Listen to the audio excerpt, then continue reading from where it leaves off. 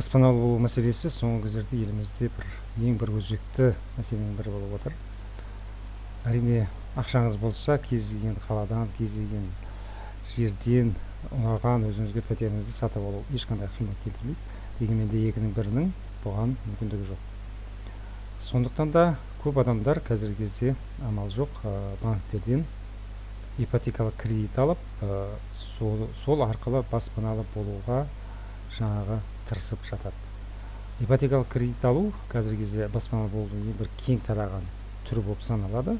Сондықтан да осы ипотекалық кредит алу қаншалықты тиімді, ол қаншаға түседі деген мәселе төңірегінде бүгін әңгіме етпекпін. Және сонымен бірге өзім соңғы кездерде мүшесі болып отырған тұрғын үй кооперативімен сол банктен алатын ипотекалық кредитті салыстырып, қайсысы тиімділеу деген мәселеге назар аудармақпын.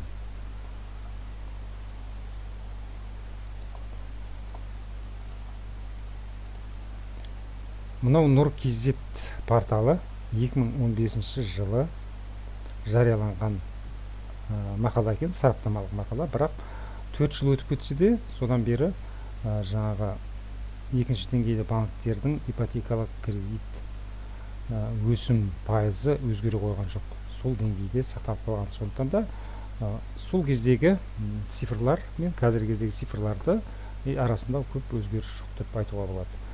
Міне мынада көріп отырмыз, 16 миллион 800 мың теңгеге Астанадан немесе Алматыдан 2 бөлмелі пәтер алу үшін 30% алғашқы жарна төлеу керек болады. Содан кейін 15 жылға кредит алып, ипотекалық кредит алғанда қаншаға түседі, осы қай банктен қанша ақшаға түседі деген мәселеге талдау жасаған кезде қарап көрейік. Бірінші 30%, 16 миллион 800 мың теңгенің 30% мөлшерінде алғашқы жарнаны төлеуіңіз керек болады. Бұл 5 миллион 40 мың теңге болады. Содан кейін қалған 11 миллион 760 мың теңгені сіз банктен кредитке аласыз 15 жылға. Халық банкінен сіз ай сайын 161 мың теңге төлеп отыруыңыз керек болады. Осындай ақшаны алған кезде 15 жылға. 15 жыл бойы 161 мың теңге ай сайын төлеп отыруыңыз керек болады. Азия кредит банк дейді, бұның мөлшері 161 мың теңге. Сбербанк 173 мың 540 теңге. Банк Центр кредит 175 мың 190 теңге. ВТБ банк дейді 189 мың 400 теңге.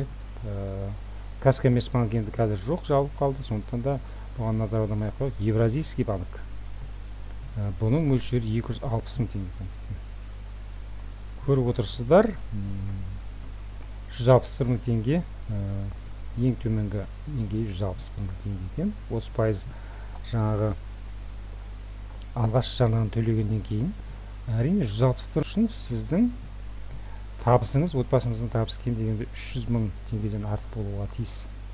Сонда ғана банк комиссиясы сізге рұқсат береді кредит алуға. Әйтпесе, одан төмен болса, сіз кредит ала алмайсыз. Енді мен өзім мүшесі болып отырған соңғы кезде Бествей деп аталатын тұрғын үй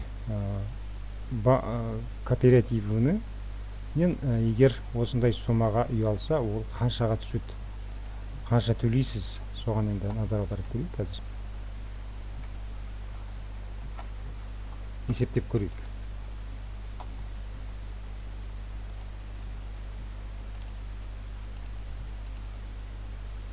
Мынау менің кабинетім. Осы кооперативке мүше болған әрбір адам сайтқа тіркеліп, осындай кабинет алады. Осында сіздің саған барлық ақшаңыз, барлық төлемдеріңіз көрініп тұрады. Ашық көрініп тұрады. Мына жерде мінекей калькулятор деген бар. Калькулятор дегенді басып қазір есептеп көрейік. 16 миллион 800 мың теңге.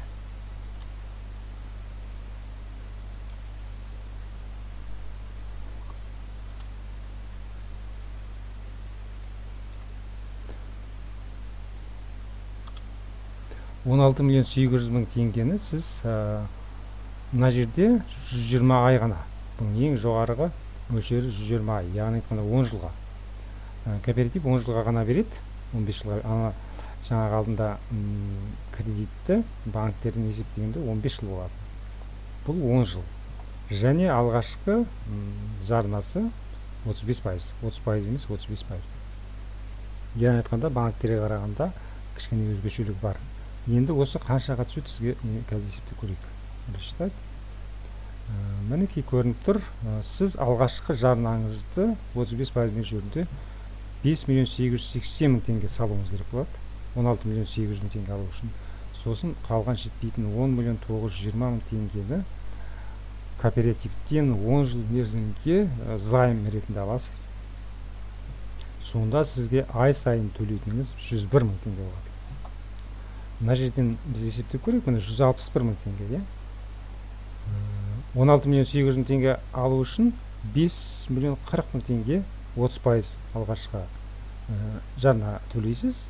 Сосын 11 миллион 760 мың теңгені аласыз да 15 жыл бойы 161 мың теңгеден ай сайын төлеп отырасыз. Мына кооперативте мінекей 16 миллион 800 мың теңгені алу үшін 35% алғашқы жарна төлейсіз, 5 миллион 880 мың теңге, кішкене көбірек төлейсіз. 10 миллион 920 мың теңге аласыз, соны 10 жыл бойы 101 мың теңгеден төлеп отырасыз. 60 мың теңге сізге арзанға түседі. Және 10 жыл төлегендіктен сіздің жаңағы төлейтін төлеміңіз көлемі, артық төлеміңіз де төмендейді. Мына жерде мінекей көрініп тұр. Сіз барлық 10 жылдың ішінде 2 миллион 62 мың 859 теңге. 2 миллион теңге артық төлейді екенсіз. Яғни айтқанда 16 миллион 800 мың теңгенің жаңағы үйі сізге 19 миллион теңгеге түседі екен. 19 миллион теңгеге түседі екен. Ал енді мына жерде банктен алатын болсаңыз 161 мың теңгеден енді сіз 15 жыл бойы есептеп көріңіз, сонда қаншаға шығатын. Мынау 11 миллион 760 мың теңге алған ақшаңыз сізден 2 есе артық. Яғни айтқанда тағы да сіз 11 миллион 760 мың теңге үстіне төлейсіз кем дегенде. Яғни айтқанда 16 миллион 800 мың теңгенің үйі сізге 32, 34, 35 миллионға түседі. Енді өзіңіз салыстырып көріңіз, қайсысы тиімді, қайсысы сізге оңтайлы. Мысалы, әрине тұрғын үй кооперативі біршама тиімді болады. Ана жерде бізде Беспей кооперативі мысалы 4 жылдан бері жұмыс істеп келе жатыр. Биылғы жылы ақпан айынан бастап процентін бөлім алып тастады. Яғни айтқанда 5%. Займ аласыз, қанша займ алсаңыз, сонша займды қайтарып бересіз. Бұл коммерциялық емес ұйым. Өкінішке орай, тұрғын үй кооперативтеріне деген сенім, адамдардың сенімдері аз. Олай болатын себебі де бар. Өйткені тұрғын үй кооперативтерін ашып алып, жұрттың ақшасын жинап алып, қашып кетіп жататын алаяқтар көп. Яғни айтқанда тұрғын үй кооперативтерінің 90%-ы кем дегенде алаяқтықпен айналысатын адамдардың жобасы. Сондықтан адамдар оған көп сенбейді. Өкінішті әрине. Дегенмен де 5 саусақ бірдей емес дегенде олардың ішінде сенімділер де бар. Мысалы, мен өзім осы кіріп отырған мынау Беспей деп аталатын халықаралық тұрғын үй кооперативі, ресейлік, Қазақстанда 4 жылдан бері жұмыс істеп келе жатыр. Қазір күн сайын 7-8 адам осы кооперативтен займ алып үй сатып алып жатыр. Күн сайын. Адамдардың саны көбейіп келе жатыр. Сенім өте жоғары, өйткені бұл кооперативтен жаңағы займ алған, кооперативке ақшасын салып займ алған адамдардың арасында бірде-бір жаңағы үй ала алмай қалған, немесе ақшасынан айырылып қалған оқиға болған емес. Кооператив 100% сенімді, сондай айтқанда кооперативке ақша салып тіркелгеннен кейін сіз не үй аласыз, баспана аласыз, не болмаса салған ақшаңызды қайтарып алуыңызға болады.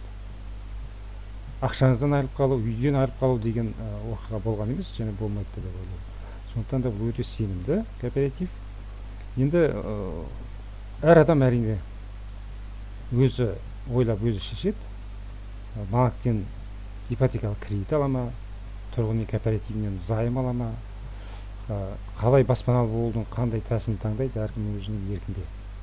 Егер сізді осы тұрғын үй кооперативі қызықтыратын болса, бұның кеңірек танысқыңыз келсе, онда осы видеоның астында сайттың сілтемесі бар. Сол сайтқа кіріп, сілтеме арқылы сайтқа кіріп толық ақпарат алуыңызға болады.